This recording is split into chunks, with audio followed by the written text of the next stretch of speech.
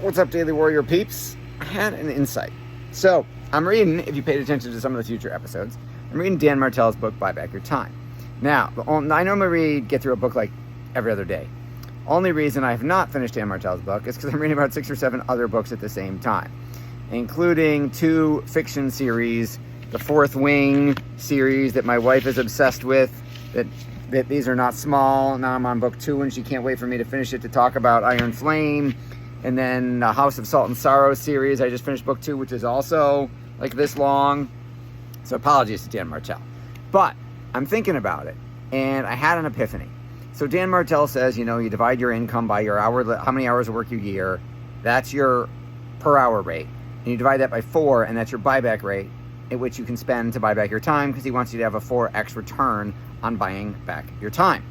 So if you were making $200,000 a year, your hourly is working 40 hours a week every week. I didn't count vacations. Your hourly is $100, and your buyback rate is $25 an hour. So you could spend $25 an hour hiring people to get the $25 an hour or less tasks off your plate to buy back your time. I said, what if you did it aspirationally? What if I said, I'm making this up, what if I said, I want to make $1 million a year? In order to make $1 million a year, your hourly rate has to be $500, working, again, same 40 hours a week, 52 whatever weeks a year. You can take in vacations and make it a little bit higher.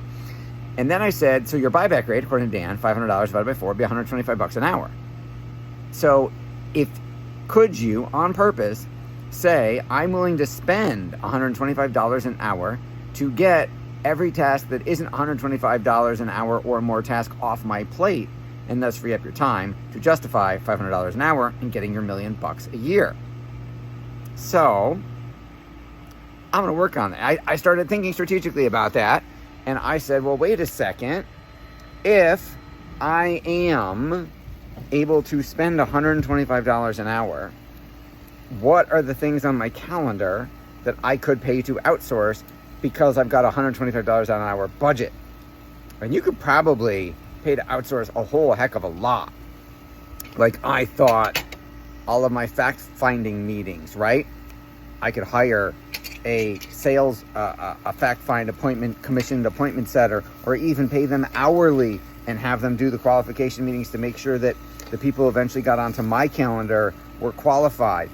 I could outsource $120 an hour, all of our, bookkeeping, billing, invoicing, reminding people, everything. I was like, geez, I could even pay somebody to guest host my podcast every once in a while if I wanted to. I could probably, and then it makes you start thinking about what are the tasks in this example, right? You want to make $2 million a year, $3 million a year, just raise it. And I'm sitting here going, what are the tasks that I could pay $125 an hour to get off my plate? And then what are things that are worth more than that, right? In this $1 million a year example. So, forgive me, I'm grilling and bringing food in the house at the same time as I'm doing this.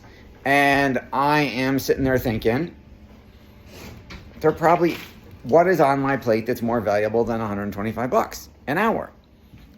Closing a sale, although technically I could eventually have a sales rep who's good enough, like maybe they're not 100% of me, maybe they're 80% of me, but enough to close the sale so I don't even have to do that. The things that people can't do, like that zone of genius, right? Creating products and services that we offer, coming up with ways to improve our services and our products for our clients. Those are worth more than $125 an hour. The creative thinking, the marketing strategy, worth more than that. The leading webinars that generate lots of leads, the leads that sell, leading our coaching programs that have groups in them that people pay for. But almost everything else, I could probably pull that off. So, what is your current hourly rate based on what you make? What is your buyback rate? According to Dan, 25% of your hourly. What could you get off your plate at that price point? And then what do you want to make? And what could you get off the price point if you had that? What could you get off your calendar if you had that budget? How much time does that free up to work on making your time more valuable? So go get Dan Martell's book, Buy Back Your Time. Can't wait to get through the rest of it as soon as I finish these novels that my wife has me reading.